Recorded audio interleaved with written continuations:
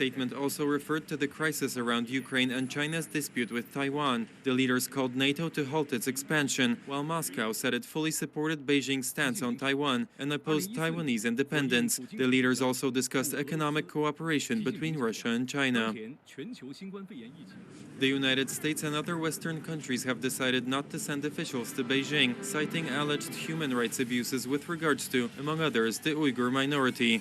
However, Polish President Andrzej Duda broke out with his approach and attended the official inauguration ceremony. He will hold talks with the leader of China, Xi Jinping, on Sunday. According to the head of the Polish President's International Policy Bureau, one of the aims of the talks is to persuade them to play an active role in resolving the Russian-Ukrainian conflict. On his way to China, Duda visited Georgia and met with the country's president Salome Zurabishvili to reaffirm Poland's support of the Caucasian state. On the way to Beijing, President Andrzej Duda met with Georgian President Zurabishvili. Topic: Ukraine and Russia's aggressive policy towards the country. Georgia, unlike other countries of the region, can count on Poland's support, also in its efforts to integrate with the West. The Winter Olympics in Beijing are taking place at a time of extraordinary geopolitical rivalry between the West and Russia. By signing the joint declaration supporting each other's causes, Russia and China may be creating a new geopolitical axis. On the way to Beijing, President Andrzej Duda met with Georgian President Zurabishvili. Topic: Ukraine and Russia's aggressive policy towards the country. Georgia, unlike other countries of the region, can count on Poland's support, also in its efforts to integrate with the West. The Winter Olympics in Beijing are taking place at a time of extraordinary geopolitical rivalry between the West and Russia. By signing the joint declaration supporting each other's causes, Russia and China may state a new geopolitical axis. On the way to Beijing, President Andrzej Duda met with Georgian President Zurabishvili. Ukraine and Russia's aggressive policy towards the country. Georgia, unlike other countries of the region, can count on Poland's support, also in its efforts to integrate with the West. The Winter Olympics in Beijing are taking place at a time of extraordinary geopolitical rivalry between the West and Russia. By signing the joint declaration supporting each other's causes, Russia and China may state a new geopolitical axis. On the way to Beijing, President Andrzej Duda met with Georgian President Zurabishvili. Ukraine and Russia's aggressive policy towards the country. Georgia, unlike other countries of the region, can count on Poland's support, also in its efforts to integrate with the West.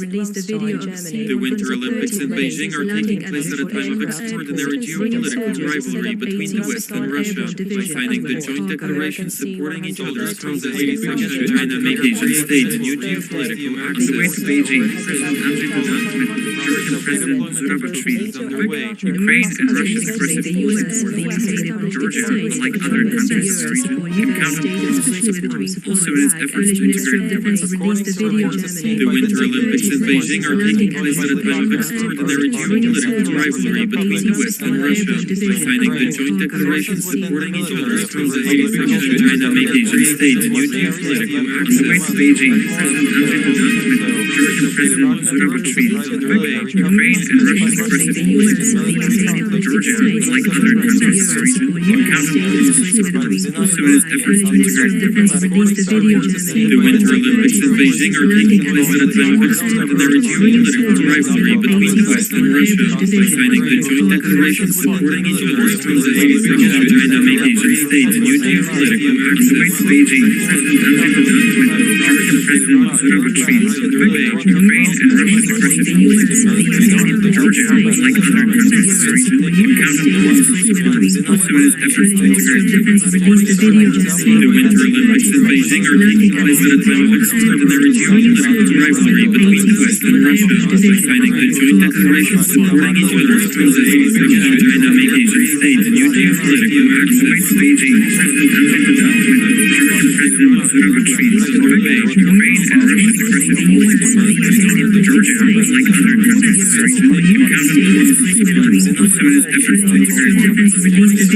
The Winter Olympics in Beijing are taking place at a time of extraordinary geopolitical rivalry between the West and Russia. By signing the joint declaration supporting each other's causes, Russia and China may state a new geopolitical axis. Beijing, President Andrzej Duda met with Georgian President Zurabishvili.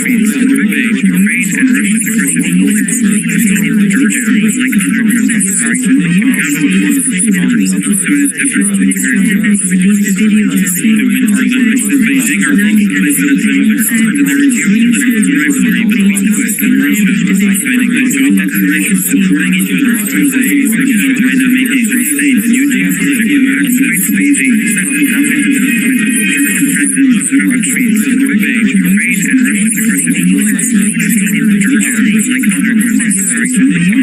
also in its efforts to integrate with the West. The Winter Olympics in Beijing are taking place at a time of extraordinary geopolitical rivalry between the West and Russia. By signing the joint declaration supporting each other's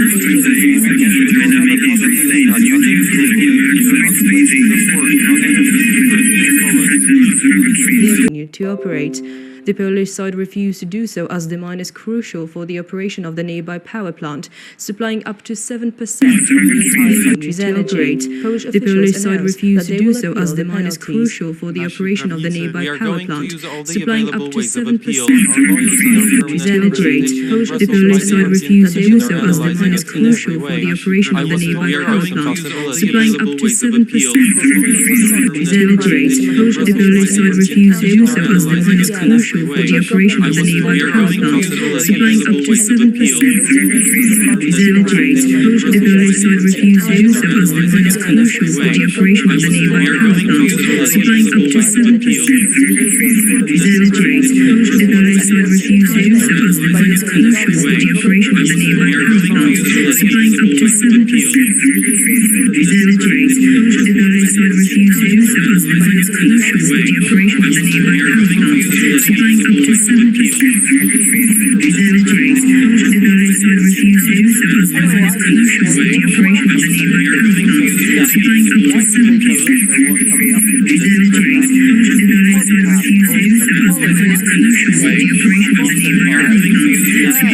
side refused to do so as the mine is crucial for the operation of the nearby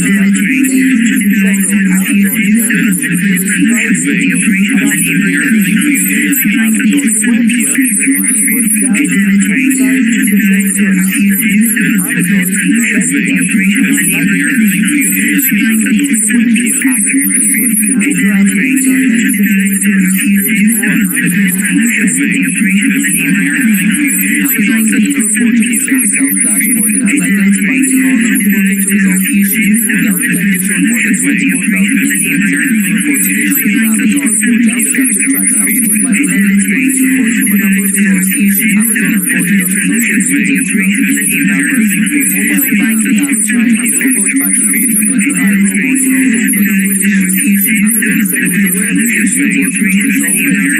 energy. The Polish side refused to do so as the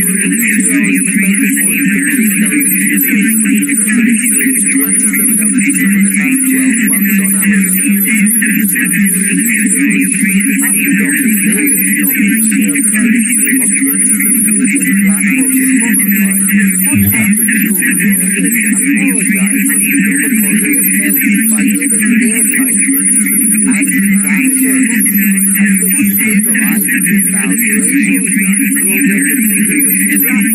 is crucial for the operation of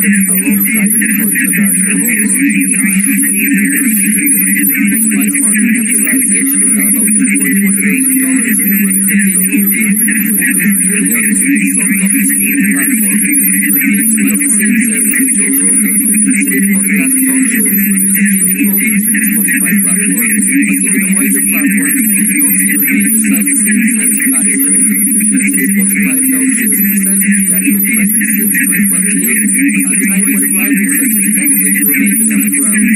The apology by Joe Rogan has stopped the fall, and on Monday the position began to improve after Rogan's apology.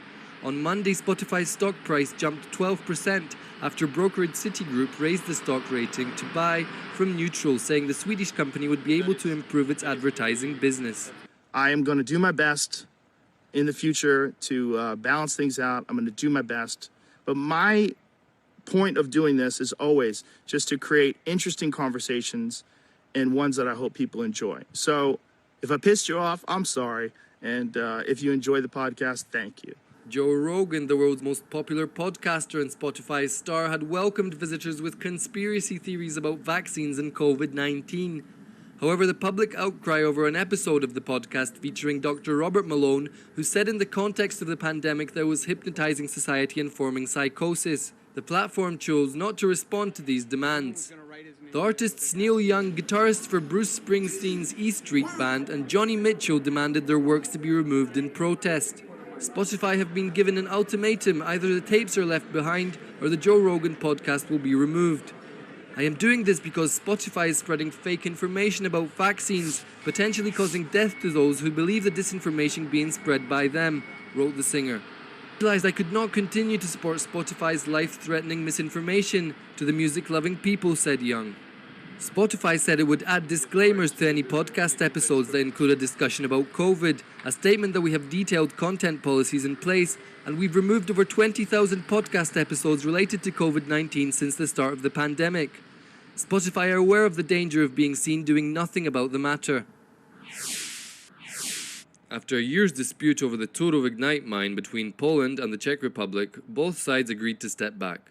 Poland will keep the Turów brown coal mine and its power station active, while the Czechs promised to withdraw their complaint against Poland from the European Commission, which they have already done. Poland will pay environmental compensation to their neighbours. The mine in the southwest corner of Poland, owned by power group PGE, was the subject of a Czech complaint to the European Court of Justice in February 2021, citing its devastating impact on the environment in a town on the Czech side of the border. In May, the CGEU told Poland to halt Ignite output at Turów immediately, and Poland refused to comply. In Bulgaria, energy price hikes were felt across numerous sectors, including power generation and distribution, heating and gas, where prices increased by 80%, the country's statistical office reported. Additionally, the manufacturing industry saw a 16% price raise, and in the mining industry, prices rose by just under 10%. In December 2021, the producer price index went up by over 30% compared to December 2020, and by 1.7% month on month. Manufacturers of metals, chemicals, wood, rubber and plastic also suffered heavy price rises. And in the chat box today, I'm joined by Osama Fifi of the Institute of European Thought. Osama, thanks very much for joining me. Thank you, David, for inviting me. Hello, everyone. Osama, environmental and social governance. This is going to take a step forward according to European law over the next few months. What is this going to mean for larger companies, not just in Poland, but throughout the European Union? Well, I must say that, like in the Institute, we have been really focused on the sustainability area, and we came across basically the ESG, which stands for Environmental, Social and Governance, which is a European law that will require companies hiring above 250 persons to issue a part of their financial statements non-financial reports, and right. which tells these shareholders and the investors and the employees what is this company doing in terms of the environmental, social and government area. Right. So, and what do you think that will mean in terms of companies? Will they be getting greener as a result of it? well, at this moment of time, I think it's a result of the global initiatives that you're seeing. Basically, for example, the Sustainability Development Plan that the UN has assigned. It's a global trend currently, and the ESG is a European response for that. And it seems that, for example, in Western Europe, if you go to France, to Scandinavia, to Germany, you're noticing basically that there is a huge pressure, not only going away from CO2 emissions, but generally basically trying to combine like look at the sustainability from a general point of view, like, for example, trying to reduce the go away from the GDP, the gross domestical product, which has focused on the growth that showed throughout time that it's not actually a good sustainable way for Earth and for us, and to try to move away into and introduce a new index that is more sustainable. That growth is only part of it. So whenever you will discuss whether a country is developed, you don't look only at the growth, because growth is a misleading index. Yes. Right. So ESG is a yeah, Supreme. Looking at yourself, you've got a bit of grey hair, the same as myself. Now, is this a generation change thing here? And on the one hand, you've got a lot of CEOs who are older, and maybe investors and customers who are younger. Is that partially what's behind it? This kind of change in the attitude towards these issues. Well, you've asked a very general question, and let's tackle it from few elements. Yeah, you started looking at me and my gray hair. So let's say that if you some of the CEOs that have gray hairs, when they listen to ESG. And I'm a CEO as well myself. So usually when you listen into that, you would see your pragmatism, comes in and say, okay, this is some sort of green blah blah, greenwashing, okay, that EU is introducing, and we'll have to respond to it, or else, you cannot not respond to it. Yeah. So it will be a very pragmatic response. And many people are going to do like that. And this is what we call greenwashing. So pretending that you're green just for the sake that customers and employees will not make a fuss about this. Yeah. There are other people like me, for example, who have spent in the market a part of time, and we have noticed that actually maybe in my generation of my parents, basically, really are not leaving the earth in a good shape. Yes, and not only. So like we're trying to leave a footprint behind us, a positive one, a greener one. So for example, for me, it's a kind of a mission. I'm trying to slow down things, trying to show that you can do good business, successful business, but still being sustainable in different areas.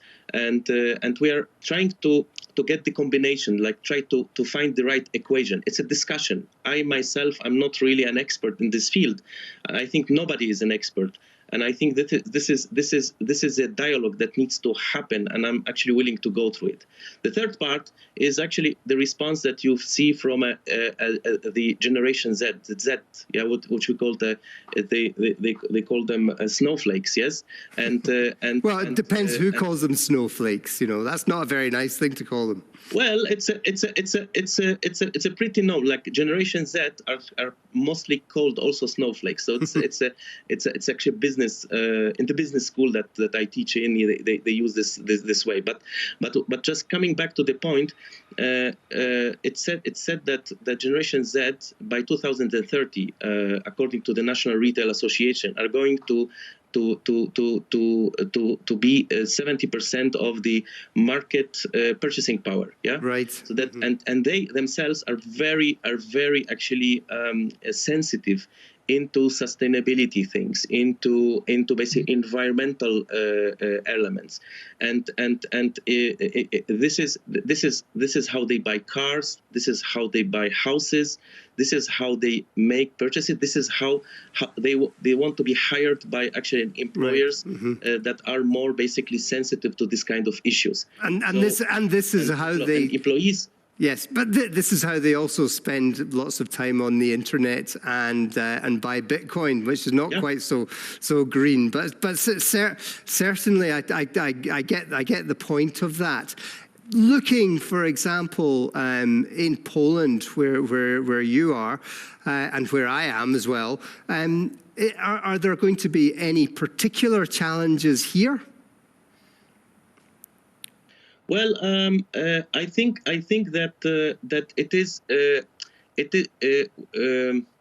it's like we are learning how to walk, here in Poland. Yeah, I think that in Poland we're pretty pragmatic here, and when we see any additional regulations that are limiting the kind of business, we tend to be pretty nervous about it. Right. Okay. Well, there's a lot of things associated with it, and I'm afraid that's all we have time for right this time. But I hope that we can have you back on, Osama, and we can talk about other issues in this regard. Okay. Thank you very much, and appreciate that. I think this is, as I said, this is a lot of dialogue. We are trying to set up a kind of think tank to discuss the ESG area here in the Institute. So thank you for giving me the chance to talk about it. Thank you very much. That's Osama Afifi of the Institute of European Thought. And that's all we have time for on Business Arena today. Keep a lookout for us on tvpworld.com and join us next time.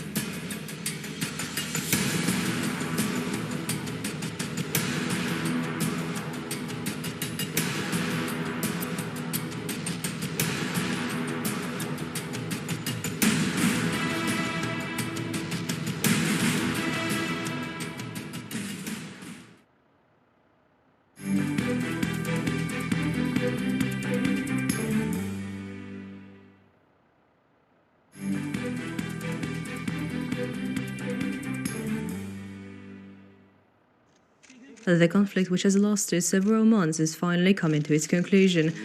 It will have a positive impact on the people who live here, on places of work, on energy security in Poland.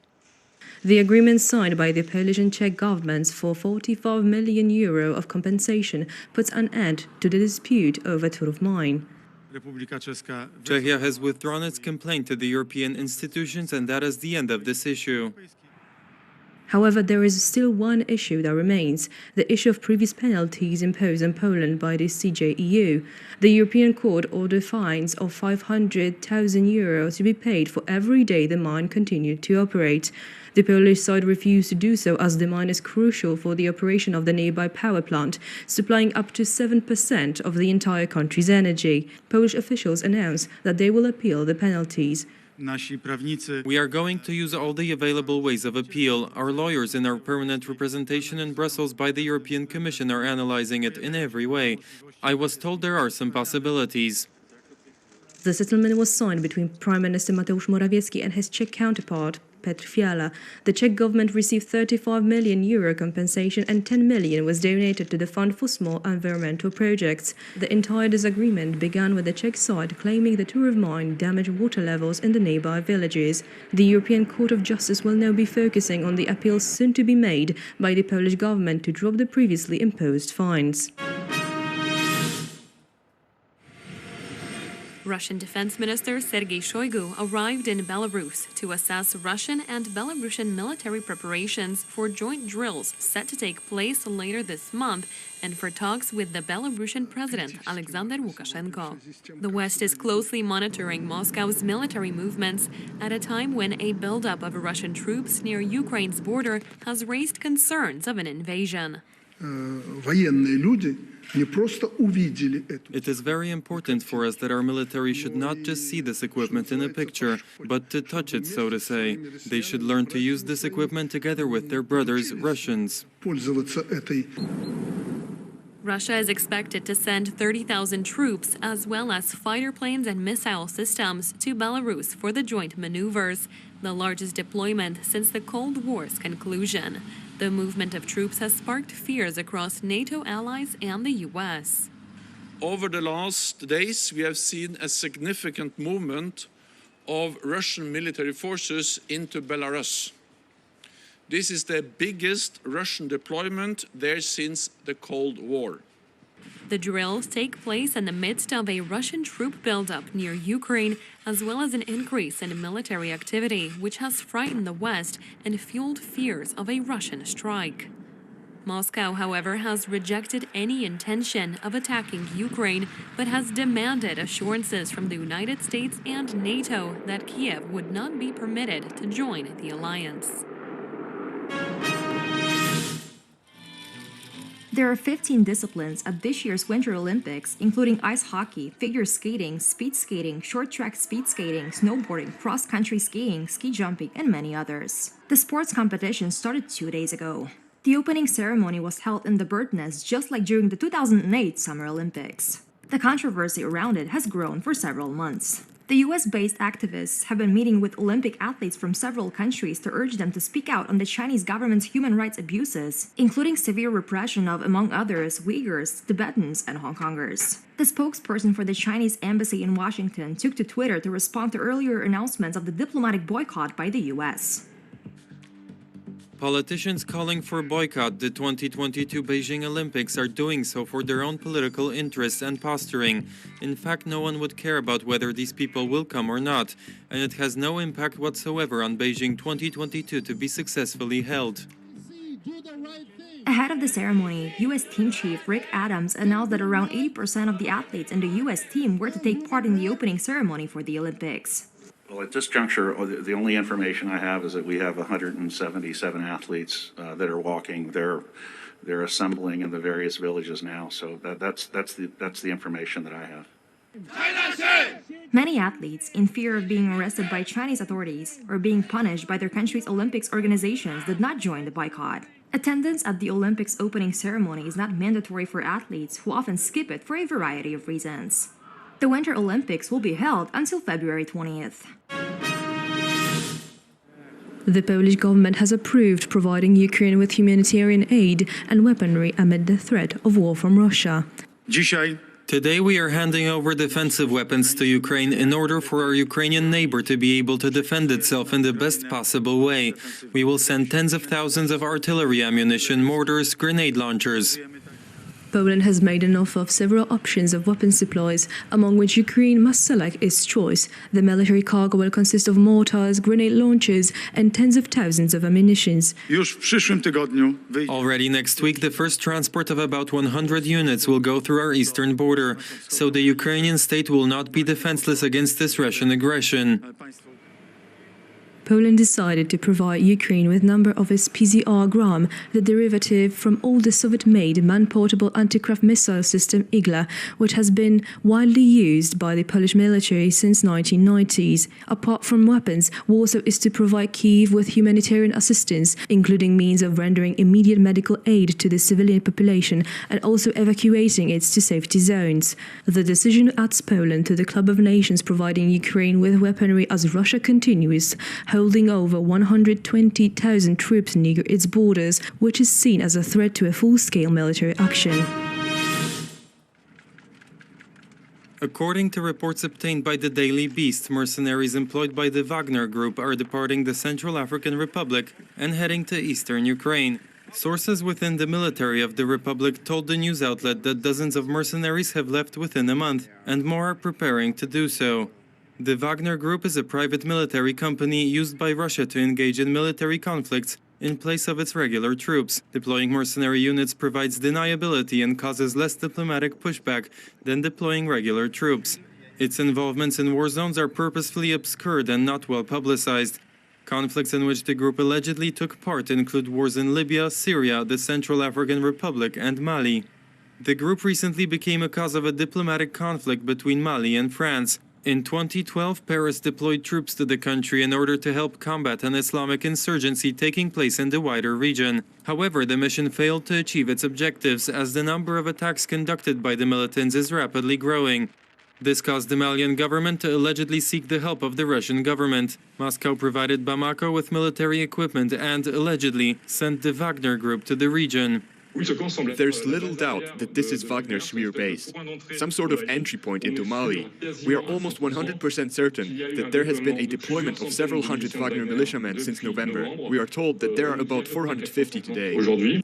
Mali's turn towards Russia has angered Paris, which is now considering ending its military operation in the country. Western governments have accused the soldiers employed by the Wagner Group of committing various human rights abuses.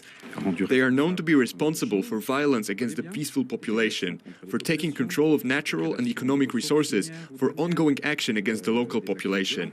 Soldiers of the Wagner Group are also reportedly involved in operations in Europe, primarily in eastern Ukraine, where they fought for the Russian-backed rebels against the Ukrainian armed forces. The group was also operating in Belarus, though not in regular combat situations. In July of 2020, Belarusian police arrested 32 members of the unit. Minsk accused them of traveling to the country with the purpose of destabilizing the situation in the country ahead of the presidential elections. The alleged redeployment of mercenaries from the Central African Republic to eastern Ukraine may be part of a wider Russian buildup of forces gathered around the borders of Ukraine. On Thursday, the Kremlin appeared to back Chechen leader Ramzan Kadyrov, who was engaged in a series of controversies, including threats against media organizations and the family of a retired judge. President Vladimir Putin met with the Chechen leader, and the two spoke about economic problems and issues of Chechnya's socio-economic growth. The meeting came just one day after Adam Delimkhanov, a governing party legislator representing Chechnya in the Russian parliament, threatened to chop the heads off Chechen anti-torture campaigner Abu Bakr Yangulbayev, as well as his father, former federal judge Saidi Yangulbayev. You should know that we will be pursuing you day and night without caring about our lives and property until we cut off your heads, until we kill you all. We really are in a blood feud with you. After Yangulbayev, his father and sister fled Russia, Kadyrov urged nations to repatriate the family, claiming that protecting them equals helping terrorists, and has threatened the Yangulbayev family with prison or burial. For years, Russian and international human rights organizations have accused Kadyrov of presiding over significant human rights violations, with such accusations only gaining traction after Yangulbayev's mother, Zarema Musayeva, was kidnapped from her apartment and sent to Chechnya just last month. According to Kremlin opponents, Putin has turned a blind eye to Kadyrov's abuses and breaches because he relies on the former rebel commander to manage separatist sentiment and bloodshed in Chechnya. Meanwhile, Yelena Milashina, an independent journalist, also fled the country due to threats from Chechen leader Ramzan Kadyrov.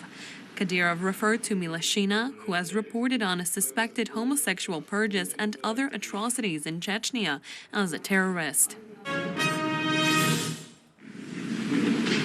According to political commentators, Turkey has been working to normalize relations with Israel since 2020, and the offer to cooperate on gas deliveries to Europe is yet another sign of this change in attitude. As a show of bettering relations, Israeli President Isaac Herzog will visit Turkey in the middle of March this year. Turkey and Israel haven't been that close in decades. The first sign of improving relationship between Istanbul and Jerusalem was the conversation between the President Erdogan and Israeli Prime Minister Naftali Bennett in November 2021. The Turkish head of state also offered to mediate between Ukraine and Russia in the conflict brewing up in the east of Europe. With Ukrainian officials ready to meet on neutral ground, Erdogan is now awaiting Russia's agreement to the offer. Hello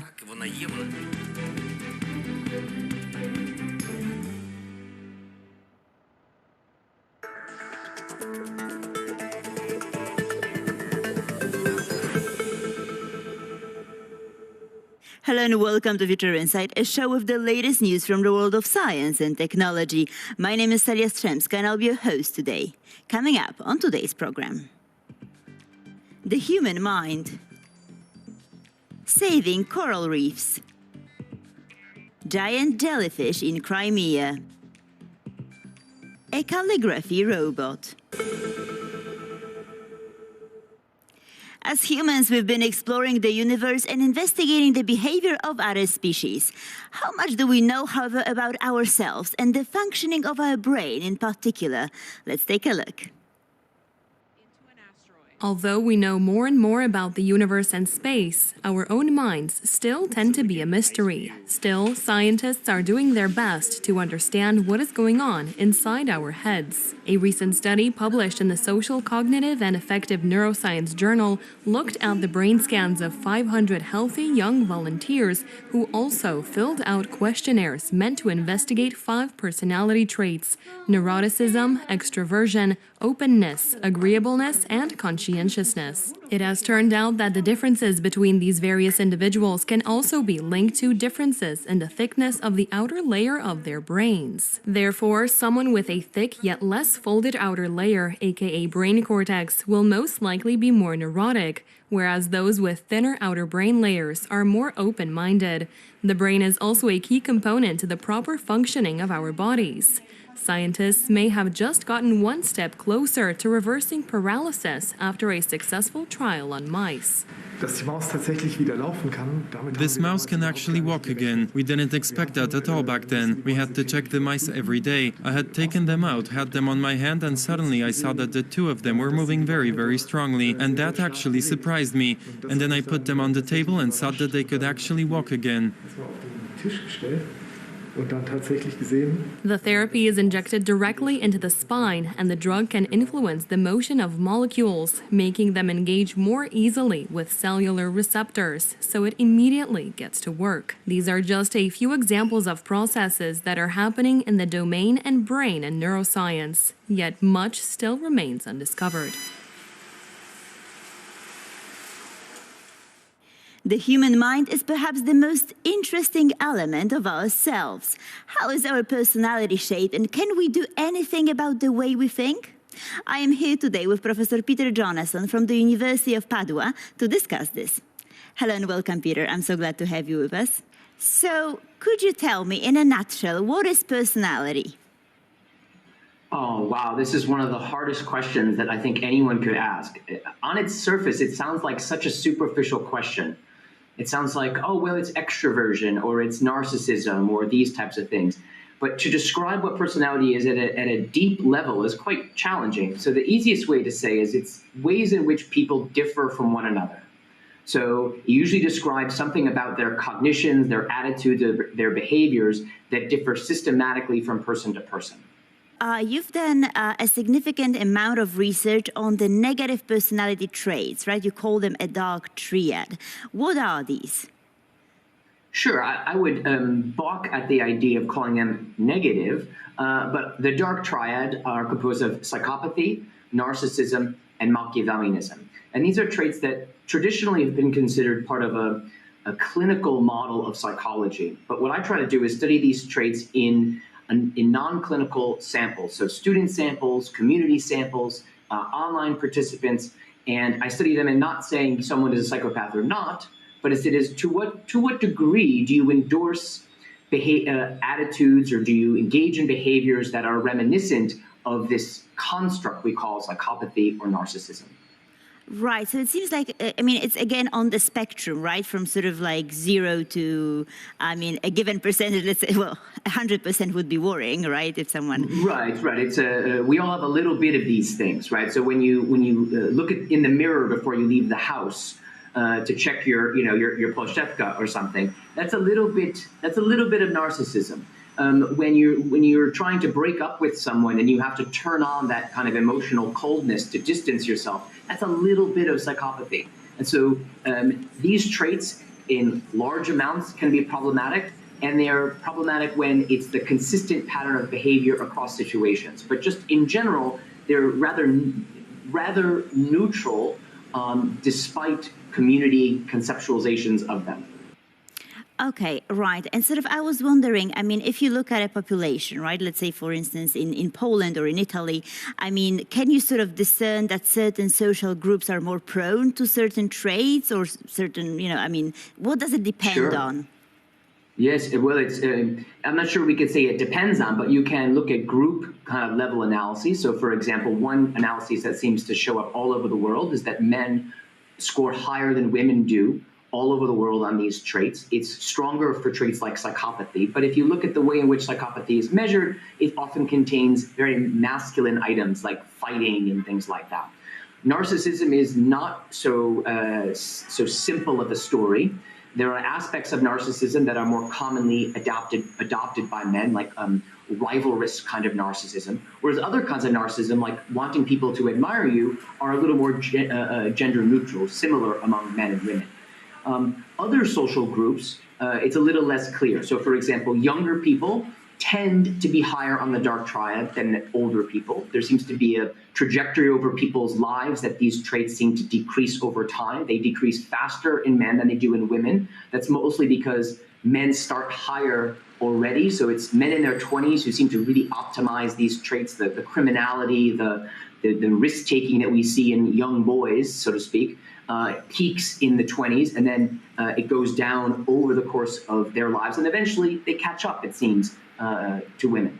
To what extent are these traits, I mean, can we speak of inherent traits, and to what extent are they sort of, developed over time? Sure, this is a very tricky question. Nearly all personality traits, even some minor attitudes that are out there, have a heritability coefficient.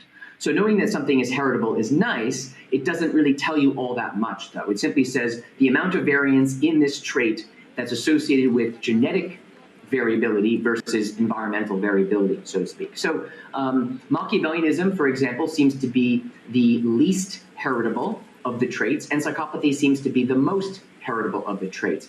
But that being said, having the dispositions to have these traits in you is typically insufficient. You have to have environmental triggers that basically tell your brain, in the math that your brain is kind of doing in the background, that it makes sense to be a jerk in this environment. It makes sense to be selfish in this environment, whereas in other environments, someone who has the latent tendencies towards psychopathy may never need to express them because life's good. It's, I have lots of money, I feel very safe, I don't need to be a jerk. I might have a greater tendency and willingness to go to take the train to jerk town, right, so to speak, right, to become angry quicker, but you're not living a life that we would call, oh, you're a psychopath, for example. Right, and sort of my last question would be, can we change it? I mean, through psychotherapy and sort of other means, can we sort of work on ourselves? Yes, this is another issue of quite recent research interest of whether you can change people's personality traits. So there's some work on, for example, can you change people's extroversion? And you ask people to act like they're extroverted, for example, in the lab. But I'm not really sure how to conceptualize asking people in a lab to act like an extrovert, for example. And so psychopathy in particular seems to be rather immune to therapeutic processes. Narcissism might be, but what ultimately happens is the trouble for these people is these are people who are usually happy and proud of those traits that they have. So Kanye West, for example, is not ashamed of his narcissism. He wears it on a badge on his shoulder, for example. This is what's given him his success. And so these are traits that are not only resistant to therapy, but the people who probably need the therapy are simply not going to therapy in the first place. The criminals may engage, people who go into actual prison type therapy. There is some evidence to suggest that these programs where prisoners work with dogs, they own animals and they have to take care of the animal. There is some evidence to suggest that this kind of process is very useful. And it seems to be that it shifts people's brains, these men's brains typically, from a kind of selfish mode to a much more nurturing mode. They just needed this push to, here's a puppy, take care of this puppy. It is your responsibility. And now we know, for example, that animal abuse, for example, is associated with psychopathy or as a child, for example. But there seems to be at least some evidence that the enforced caring of this weakling, this puppy, seems to reduce criminality, recidivism, and things like that. Absolutely. Thank you, Peter, so much for being with us. It was very, very informative, slightly worrying, but very informative. My pleasure.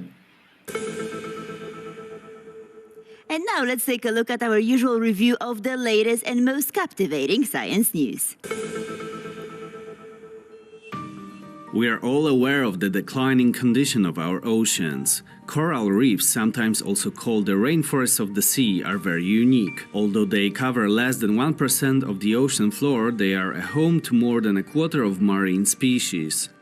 To increase the awareness of coral reefs' deteriorating condition and their importance, two sisters from Australia decided to start a unique project. The Reef Project has a number of different origin points, one of which is mathematics and the desire to show people about the mathematics that underlies these coral forms, which is different from the mathematics we learn at school. And then there is the interest in global warming, that coral reefs are being killed by global warming. And when we started the project, that was still very controversial. So now everyone knows about global warming. By the time we started, they didn't. And we thought the project would be a nice way to engage people with that subject. The Coral Project is a creative collaboration involving thousands of people. Thus far, the exhibition was seen by more than 2 million people worldwide and displayed in the US and Europe. When we started the project in 2005, and we put out a little call on our website inviting people to participate with us, I think we thought maybe 20, 30, 40 people would ultimately join us in this strange fusion of mathematics and science and art and craft. And today it's over 20,000 people, and I think we could never have conceived that. Publicity is especially important for the coral reefs are affected by negative human impact, which includes pollution, overfishing, and careless tourism. They are cold and dangerous to touch. Jellyfish, creatures strongly disliked by tourists, appeared recently and en masse in Crimea. Thousands of these marine creatures washed up on the shore of a popular resort on the Azov Sea near Shulkin village. But where did they come from? The global warming causes certain changes in the overall balance of water in the whole watershed of all seas and oceans, the Azov Sea included. But here we should not only pay attention to the warming issue, but also the rainfall numbers in the watershed. Another factor that makes the Azov Sea more attractive to jellyfish is an increased salinity of the basin caused by less river flow in recent years. No matter the explanation, thousands of jellyfish is a nuisance to say the least, and they may be here to stay as long as food and water salinity remain stable. The Lunar New Year in 2022 fell on February 1st. Traditionally, to celebrate the occasion, Chinese families would paste red papers with calligraphy at the front doors of their houses. It was a way to scare off evil spirits and ensure prosperity for the household. This year, a new twist was added to the tradition. Instead of classical human handwriting, a robot armed with 2 brushes performed the ritual. The word it wrote, the Chinese Fu, means prosperity. Let's hope it will be a good omen for this new lunar year. And that will be all for today. Thank you so much for being with us. Looking forward to seeing you soon. And in the meantime, don't forget to follow us on Twitter and Facebook.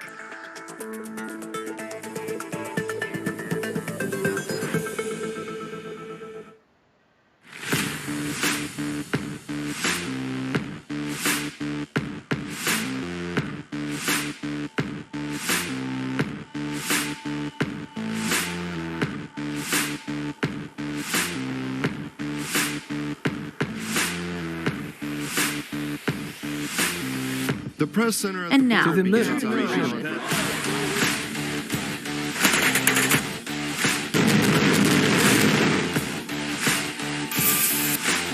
Today, Irish shuttle special cruise.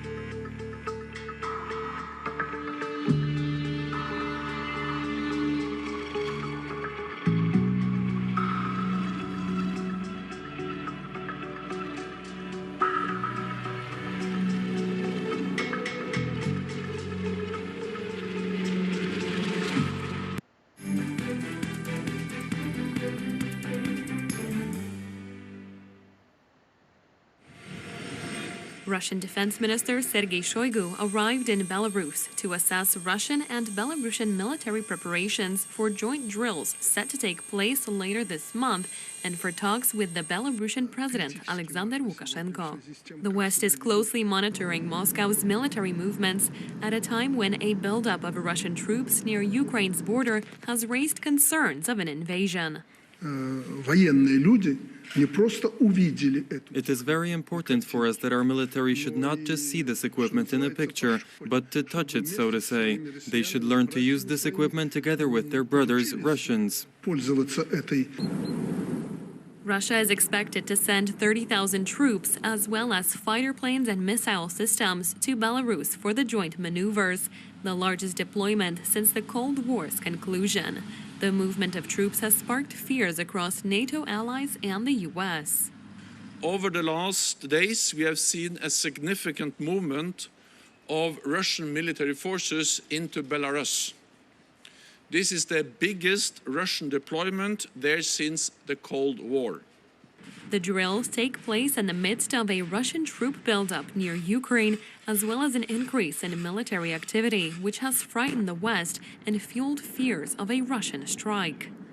Moscow, however, has rejected any intention of attacking Ukraine, but has demanded assurances from the United States and NATO that Kiev would not be permitted to join the alliance.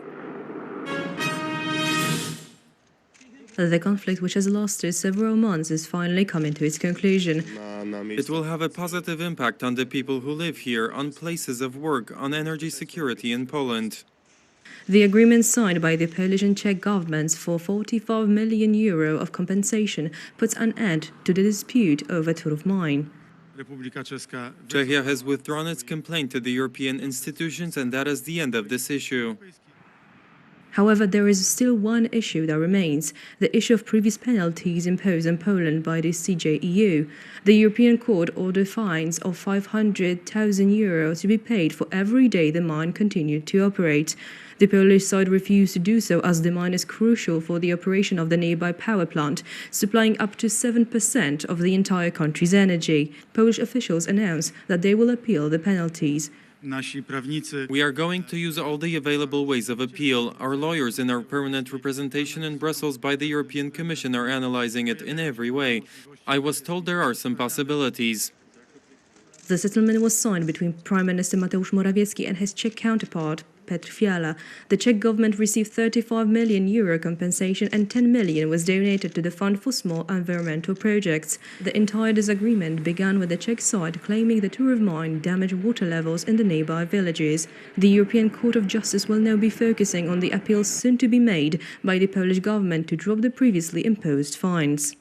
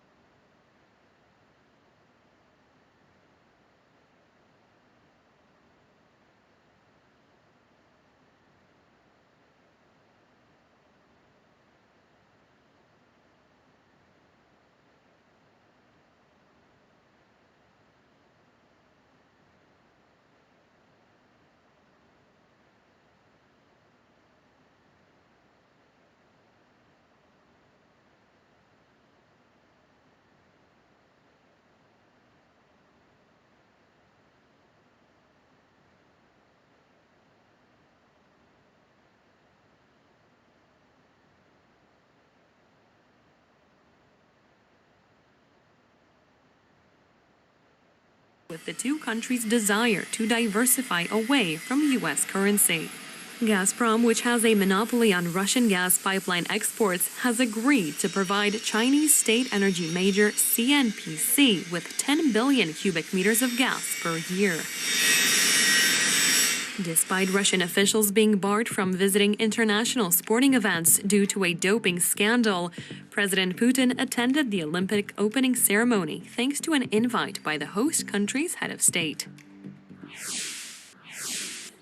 According to the U.S. State Department, Russia is planning to stage fabricated attacks by Ukrainian military and intelligence personnel as a pretext for invading the country, with one possibility being a propaganda video.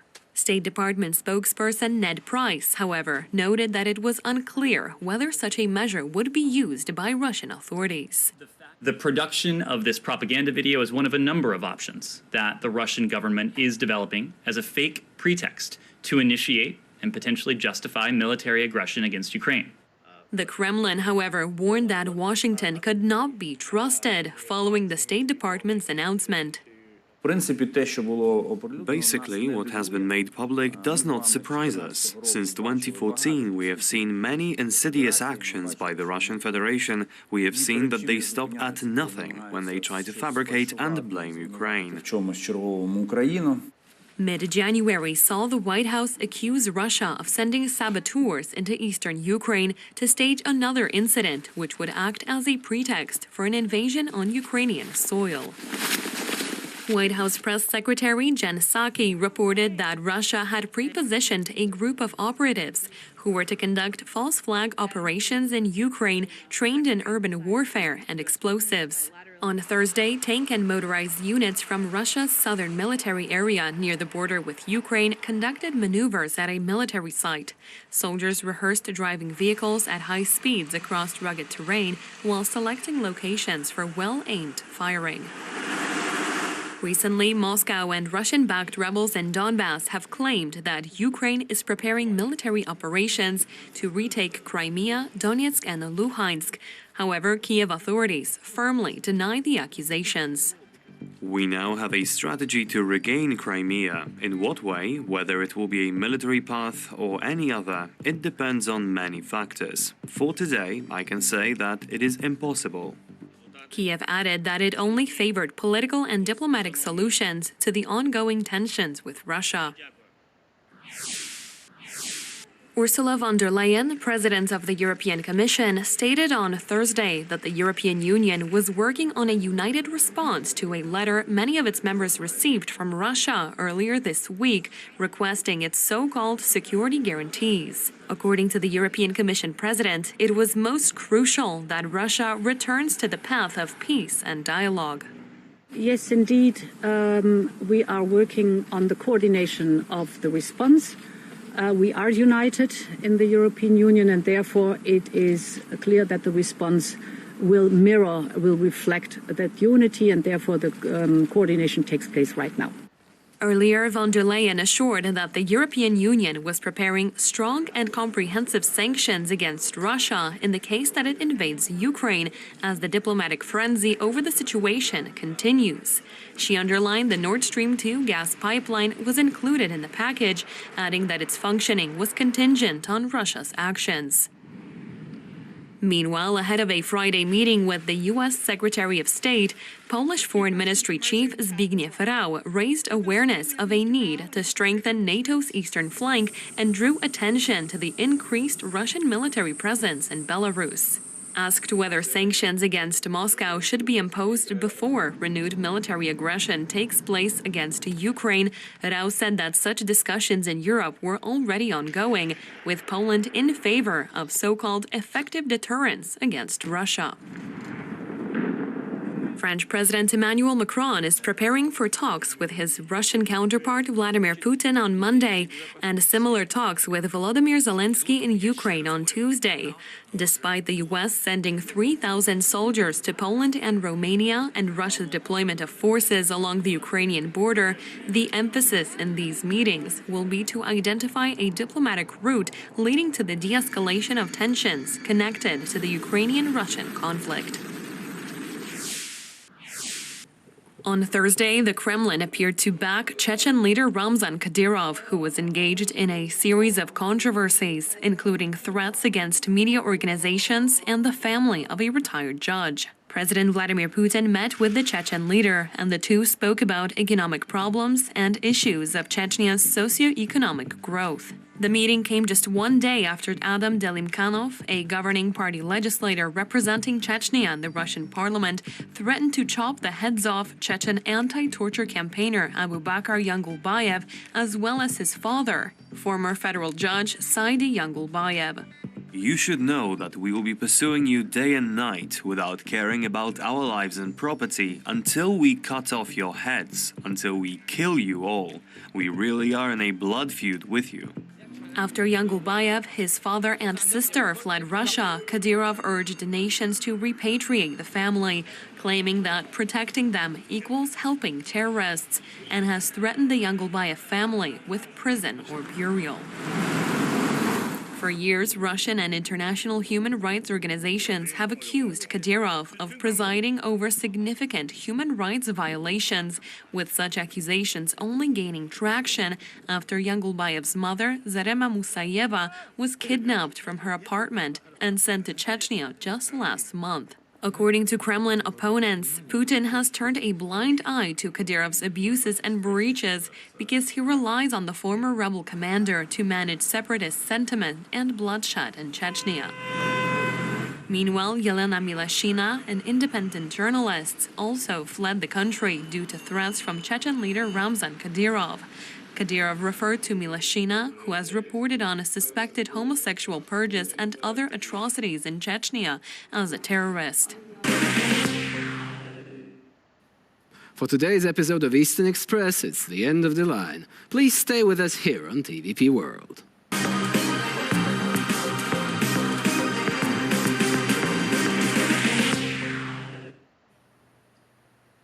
Hello, I'm Jonasz Rewiński, and you're watching TVP World. By now, most of us have become acutely aware of the Russian menace to Ukraine, with massive troop buildup sparking fears of an open conflict, perhaps on an unprecedented scale.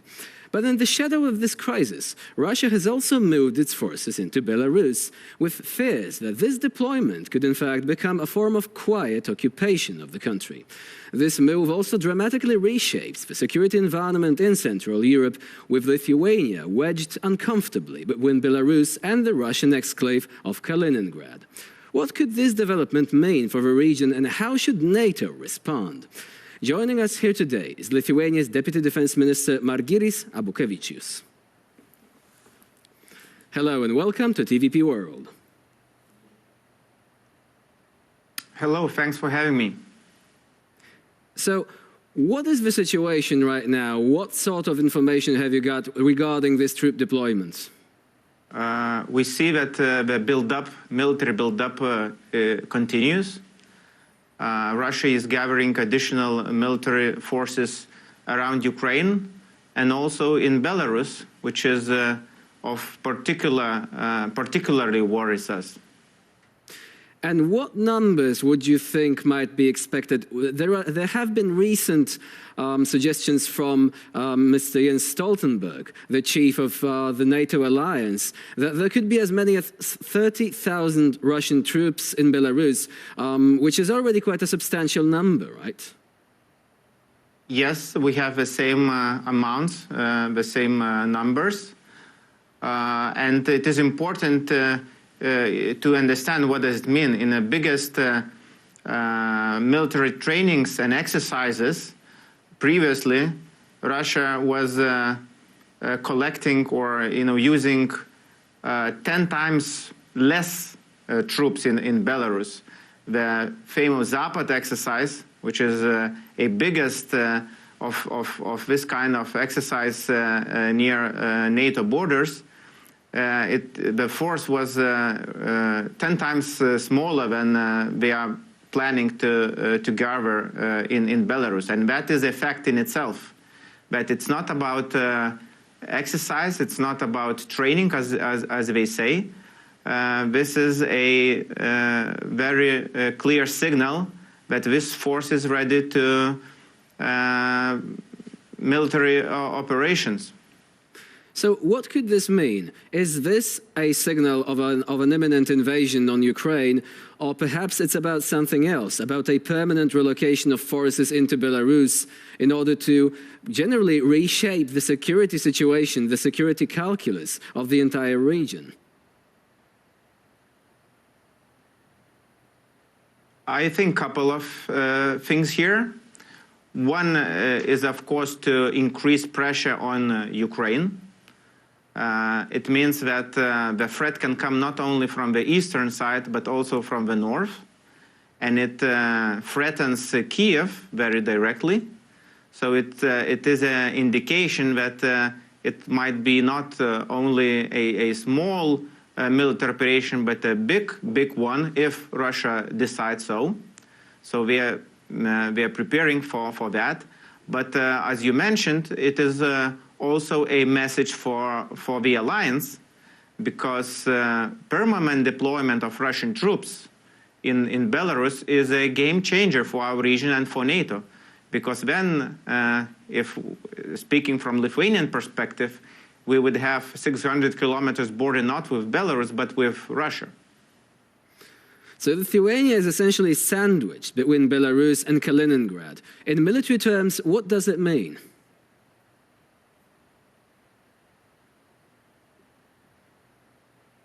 It means that we have very little time to react to any moves from the Russian side. It means that short notice or no notice scenarios are very real in our geographical area in the Baltic countries.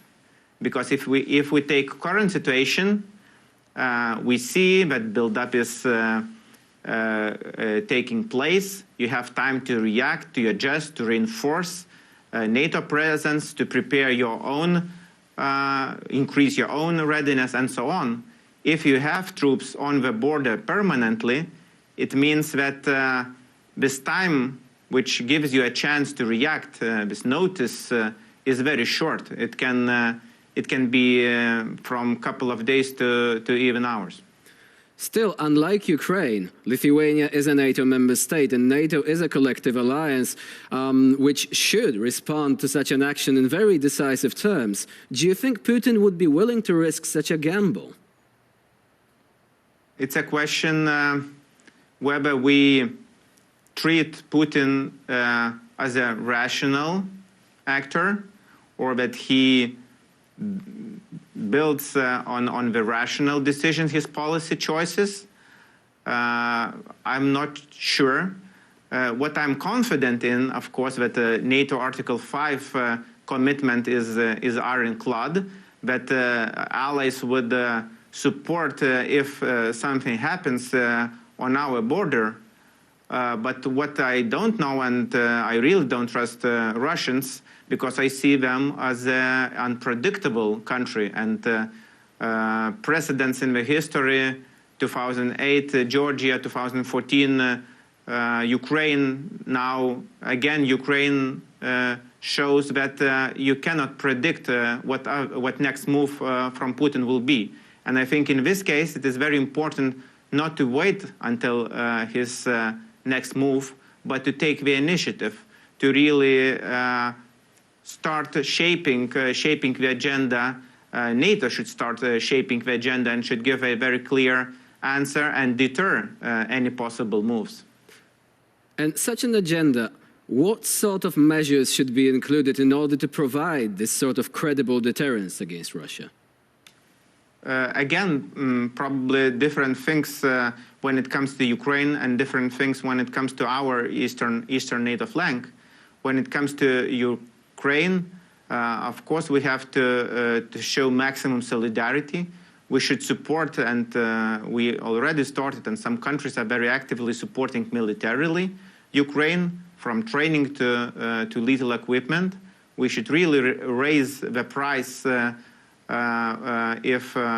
the Russia if it continues or expands its intervention against Ukraine. We should not forget that Ukraine is fighting already for 8 years Russia, and it's not totally new. It's continuation and expansion of that. And of course, I have full trust and confidence in Ukraine. It's probably, if there is one country which is ready to face Russia, it is Ukraine. But when it comes to NATO, I think we should signal very clearly by very concrete actions, reinforcement actions within our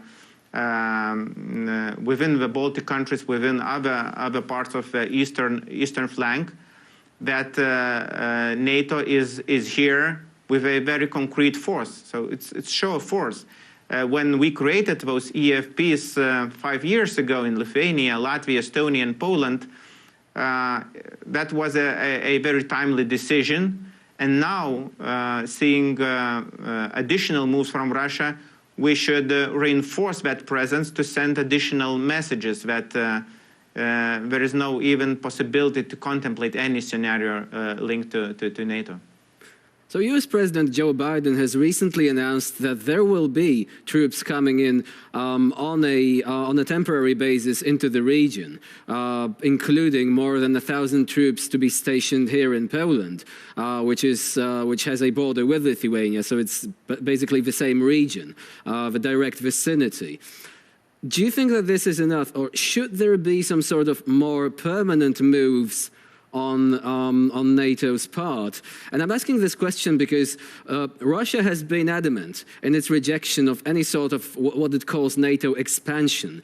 And in particular, Russia is quite dissatisfied with the way that NATO infrastructure has been created here in Central and Eastern Europe, conveniently forgetting that it happened in response to what took place in 2014 in Ukraine with Crimea and the Donbass. So do you think that NATO should be playing it safe, basically bringing in more troops in situations whereby the tensions are rising? Or should there be more permanent military infrastructure with everything that it entails, including the fact that Russia will be eyeing those installations closely and perhaps believing them to be a sort of threat for itself? I think everyone understands who is destabilizing the situation. It's not NATO. NATO is a defensive alliance, and NATO is deploying additional troops to reinforce and to reassure its allies. And this is a response to Russian policy. And I really believe that additional troops in our region would not escalate situation, it would de-escalate situation, because this is the only way to send a very clear message that a military scenario is not possible. So that's why I think it is really important for the allies to reinforce and send a very clear message. When it comes to public statements, and you mentioned United States, we see it as of particular importance. You know, what U.S. Declared already, what United Kingdom is doing, and other, hopefully, lead nations in henceforth presence will do. That is very, very important. And what about the weapon systems? We know that Russia has been bringing in some heavy equipment into Belarus, pretty much mirroring what has been happening in Kaliningrad in the last few years. What are the biggest threats associated with this sort of buildup? What weapons should make us feel the most concerned about the possibility of a conflict breaking out? We can, of course, talk numbers. We can, of course, talk different equipment and so on. But I think we will never reach a balance in terms of military terms in our region. Russia has way much forces and possibilities in this region. The only strategy is deterrence. You can deter by matching the military build-up, but this is probably not a strategy, feasible strategy. You can deter by showing unity, and I believe with NATO battalions present in our region, we should not forget as well American battalion in Lithuania currently present. These deployments send a very strong message. So it's not about only numbers. It's about physical allied presence in our region. And the situation in Belarus has changed quite dramatically. I mean, a couple of years ago, Mr. Lukashenko was known for trying to get the best of both worlds, essentially by talking to Moscow, but also opening up to the West in certain areas. Whatever felt comfortable for the regime, he basically did that. Right now, he is firmly in Mr. Putin's proverbial embrace, allowing weapons such as the Iskander missiles to be stationed in Belarus. Is there any way for Belarus to get out of that? Or should we expect Belarus to become this sort of military platform for Moscow for years to come? I think this is a very right assessment of the current situation. We don't have a legitimate leadership after 2020 in Belarus. And Lukashenko very much depends on Russian support. And we see that he's paying a price, a full integration of Belarus into Russia. It might not be de jure, but it is happening de facto. And all those signs, when it comes in particular to military integration, we saw those signs already before 2020, that Russia is integration of Russia and Belarus is really taking place. But after 2020, it accelerated, and I think those recent deployments of Russian troops is de facto the end of independent Belarus, and we can easily say that Belarus is a part of the Russian military district. So regrettably, one can conclude by saying that being bailed out by Vladimir Putin always comes at a cost, and it's not only Belarus, but also other countries in the region that are likely to be paying those bills for years to come. Margiris Abukevicius was our guest today here on TVP World. Thank you very much for joining us here today. Appreciate it. You're watching TVP World. Please stay with us for more.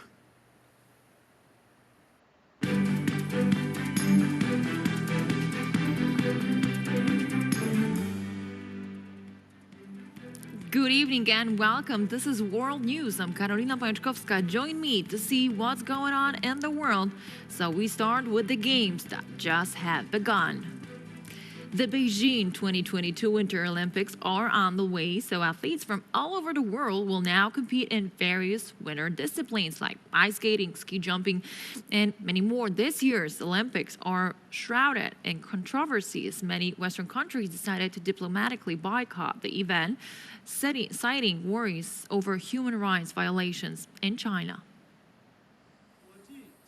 The 2022 Winter Olympics began with the traditional lighting of the Olympic flame at the Summer Palace. The Olympic torch traveled past iconic landmarks, including the Great Wall of China, where it was carried by famous actor Jackie Chan. The opening ceremony shined with fireworks and colorful displays. After a brief explosion of light, questions quickly returned regarding the controversies surrounding this important sporting event taking place in China. The country has been marred by human rights violations, especially the inhumane treatment of the Uyghur minority. The United States, India, Canada, Australia, and the United Kingdom have diplomatically boycotted the Beijing Olympics as a response. Although athletes from these nations will still compete in the competitions, their countries' officials will not be present. Chinese representatives condemned them for doing so and denied the allegations, despite overwhelming evidence they were true. The Beijing 2022 Winter Olympics will last until February 20th. And we are back to Europe. Russian armed forces continue to draw new units near the border with Ukraine, while efforts to resolve the conflict diplomatically continue. Open aggression by Russia is becoming increasingly likely. Why? Follow our report. Numerous countries, including the US, the UK, the Baltic states, are trying their best to support Ukraine, especially with arms supplies. Polish Ministry of Defense released a video of C-130 planes landing at Rzeszów-Jesionka Airport, bringing soldiers to the 82nd Airborne Division as well as cargo. Soldiers from the 82nd American Airborne Division will reinforce the American forces already stationed in Poland. The process of redeployment of troops is underway. As of yesterday, the U.S. Air Force has established the air bridge from the U.S. to Europe. The first stage of the bridge is between Fort Bragg and the U.S. Air Base in Ramstein, Germany. It is operated by the C-17 transport aircraft. The second stage of the air bridge is set up between Ramstein and Rzeszów-Jesionka Airport. American C-130s have been landing at the Polish airport since Thursday. The U.S. military has about 4,500 troops in Poland in both NATO and bilateral capacity, mostly stationed in the west of the country on a rotational basis. And speaking of diplomatic offense, Poland's foreign minister Zbigniew Rau arrived in the United States yesterday to lobby for a proposed U.S. troop increase to remain in the country permanently on a rotational basis. Now, Minister Rau summarized his visit to the U.S. Capitol. He underlined that there were no critic voices of Republicans regarding additional soldiers contingent to be sent to Poland. He also mentioned that Poland is in favor of an effective deterrence of Russia. It was a good day, which mainly came down to a visit to the capital. I conducted a number of conversations and meetings. The most important meeting was my speech before the Helsinki Commission, and here I acted as the representative of the OSCE leadership. The U.S. Congress has been negotiating a bill called the Mother of All Sanctions, consisting of a series of far-reaching restrictions against Russia for several weeks now. Recent reports show that some of the sanctions may be imposed irrespective of Moscow's subsequent moves, for example as part of a punishment for a cyber attack against Ukraine. Around 1,700 troops are planned to be deployed in Poland, Polish Defense Minister Mariusz Błaszczak and the Pentagon said on Wednesday, but only on a temporary basis. The Polish-American Congress and the Committee of the Ukrainian Congress in America issued a joint statement calling on Washington to initiate action to stop Russia's aggression against Ukraine. The summons was addressed to the administration of the President and the U.S. Congress. as Russia is tightening its grip on the Eastern European region, cybersecurity becomes an even more pressing issue. As the world entered the virtual space called the Internet, so did oil ports. A cyber attack supposedly coming from Russia rendered biggest European port terminals dead for the control service. Major European ports are suffering from connection shutdowns following a cyber attack by Russian hackers. It is the latest development in Russia's hybrid war against the Western countries. Twitter account of a non-governmental organization Terror Alarm have shared the news basing it on witness accounts. Bearing in mind the mixed weapons of territorial expansion, Russian cyber attacks will become more frequent and officials are still coordinating a response to the emergency. Meanwhile, Belgian government is already launching an investigation into the energy-focused cyber attack. U.S. officials reported that Russia might allegedly stage a video to concoct the pretext for Ukraine war. Russia declined the allegations, and according to New York Times, the videos were intended to use against Ukraine to fake genocide on Russian territory or against Russian-speaking people in eastern Ukraine. U.S. State Department openly informed at a press briefing about alleged Russian false flag operation plans. Now, we can say that the United States has information that Russia is planning to stage fabricated attacks by Ukrainian military or intelligence forces as a pretext for a further invasion of Ukraine. During conference, Ned Price addressed the authenticity of the allegations. We wouldn't be making this information public were we not confident in the underlying details and confident in the allegations that we put forward. Pentagon spokesperson John Kirby depicted how the stage video would be arranged and what would it contain. As part of this, CNN on Thursday that Moscow is not planning any false flag operations as a pretext to attack Ukraine. In 2014, it was confirmed that Russia fabricated similar fake video to discredit Ukrainian government. Inflation and high energy prices have become the bane of governments across the whole Europe. Various efforts are now being made to ease the burden placed on consumers, with some producing surprising effect. Poland's decision to slash taxes on petroleum products had the unexpected effect of luring drivers from Germany across the border to fill up for less. There are huge lines at Polish gas stations near the border with Germany and the Czech Republic. It is not a surprise because fuel in Poland is now the cheapest in the entire European Union. People are coming with canisters and are filling up their cars with gas from morning to evening. Our turnover increased by 100%. Some German gas stations have lost up to 70% of customers. Thanks to VAT reduction, basic food, such as meat, dairy products, and vegetables are cheaper. It is a way to fight post-pandemic inflation. However, there is no doubt that the EU climate policy will increase fuel and electricity prices. PKN Orlen has just approved the hydrogen strategy. Within 8 years, it will allocate over 1.5 billion euros for investments to produce more low-emission and zero-emission hydrogen. Thanks to the entire hydrogen strategy, we will reduce the costs of our products, which is very important, because today these emission rights are very expensive, but also hydrogen is an alternative fuel. And over time, it is to replace traditional fuels. PKN Orlen wants to build 10 hydrogen hubs and run over 100 hydrogen refueling stations. Thanks to such steps, Poland may set directions of development in the field of economy in the future. Almost 1/3 of businesses show some innovative activity, and Polish companies also spend relatively a lot on innovations. Polish GDP growth is expected this year to amount to 4.6%. Meanwhile, other EU countries are trying to deal with rising inflation as well. In Hungary, the prices of some products, including flour and milk, have been limited from February 1st. The goal of this measure is to help slow down inflation, which in November reached 7.4%. From mid-November, a fuel price limit is in force in the country, which is expected to last until mid-February.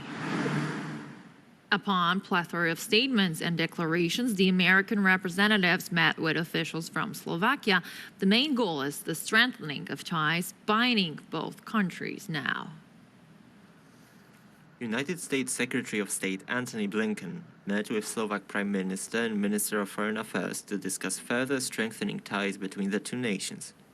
The agreement, bound to infuriate Moscow, has been set in place following the possibility of a future Russian invasion. I just want to say at the outset how grateful the United States is for the friendship and strategic partnership that we have with Slovakia.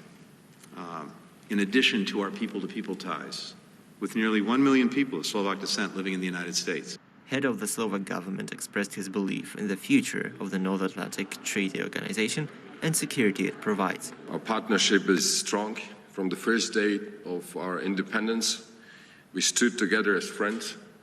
We became partners, and since 2004, we are NATO allies. Allies that not only share values, but also stand shoulder to shoulder when these values and principles are being challenged. The remaining tensions on the Ukrainian border deem the situation in Eastern Europe a dire one, as Russians amass troops and military machinery in regions adjacent to eastern Ukraine. Following a German ban on Russian state television, Russia Today, authorities of the Russian Federation denied Deutsche Welle the rights to broadcast in Russia. It was not unexpected, yet the severity of the Russian response struck journalists surprised. After an interview for the English edition of Deutsche Welle, Director General of the German Public Service Broadcaster sounded his concerns. All Deutsche Welle journalists and employees in Russia were designated as foreign agents, and the station itself has been declined rights to air programs in Russia. Oh, we had been expecting some measures by the Russian side, but I think this is a total overreacting from the Russian government, because they're closing the bureau. They want us not to broadcast anything anymore in Russia. While suspecting that Russian officials would take steps against the German media outlet, they were not expected to ban Deutsche Welle from Russian airwaves. Having in mind that freedom of press is still a persisting issue around the world, Peter Limburg shed some light on Russia's position regarding this particular topic. Well, the press freedom in Russia is minimal. I mean, there are some independent outlets, but they're struggling, and this is another sign that Russia is not interested in, and the Russian government is not interested in press freedom. As Russian press continues struggling with restriction on freedom of speech, European countries persist in their efforts to aid journalists. Polish public TV broadcaster, TVP, of which our station is a part of, regularly creates room for the aforementioned. Russian-speaking TV channel Bielsat became a platform for endangered journalists to voice their thoughts. Italian president has been sworn in. Among candidates, there were Silvio Berlusconi, Mario Draghi, and the incumbent president, Sergio Mattarella. It comes as a resolution after a long-standing debate in the Italian parliament. Amidst a turbulent time on the European continent, the Italian parliament chose the new president. After speculations on possible Silvio Berlusconi run, the members of parliament have made their decision. Following a heated debate, a different candidate came out on top.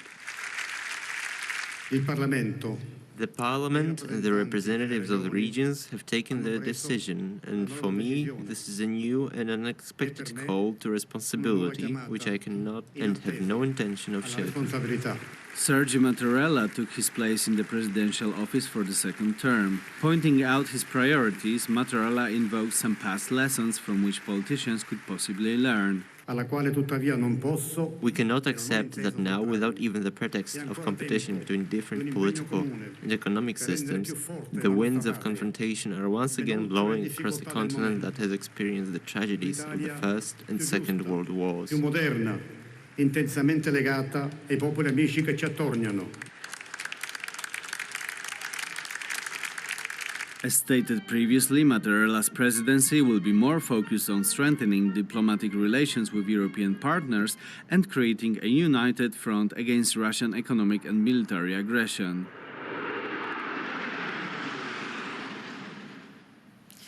TVP World is on. Stay tuned for the news. Up next.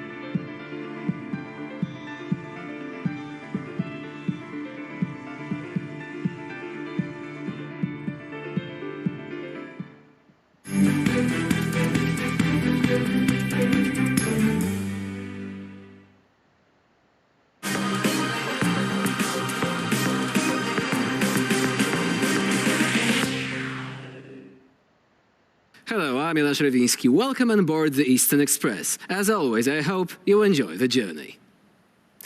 We begin with Belarus, where Russian forces have been building up their presence, a deployment which NATO Secretary-General Jens Stoltenberg called the biggest since the Cold War, with as many as 30,000 Russian soldiers joining the party. But as if Cold War analogies weren't chilling enough, there are still fears that Moscow could be heating up the conflict in neighboring Ukraine, using Belarus as a launchpad for attack. On Thursday, Russian Defense Minister Sergei Shoigu came to Belarus to evaluate Russian and Belarusian military readiness for joint drills later this month. Shoigu has also met with Alexander Lukashenko, the self-proclaimed president of Belarus. It is very important for us that our military should not just see the equipment in a picture, but touch it, so to say.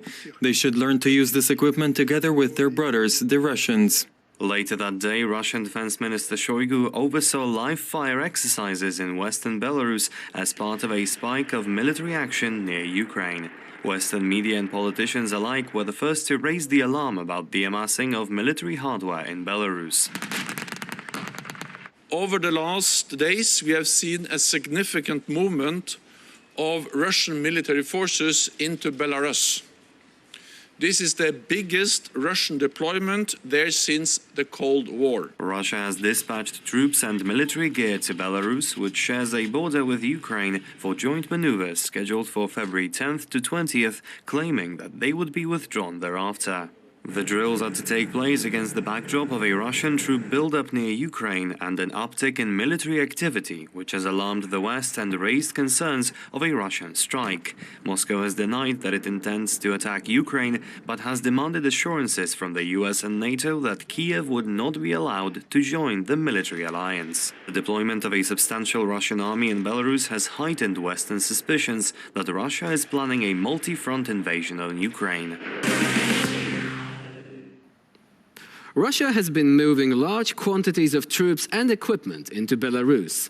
Special forces, fighter jets, even nuclear-capable missile systems, all of this is on Moscow's menu, with Alexander Lukashenko apparently happily accepting this ample serving of Russian military power.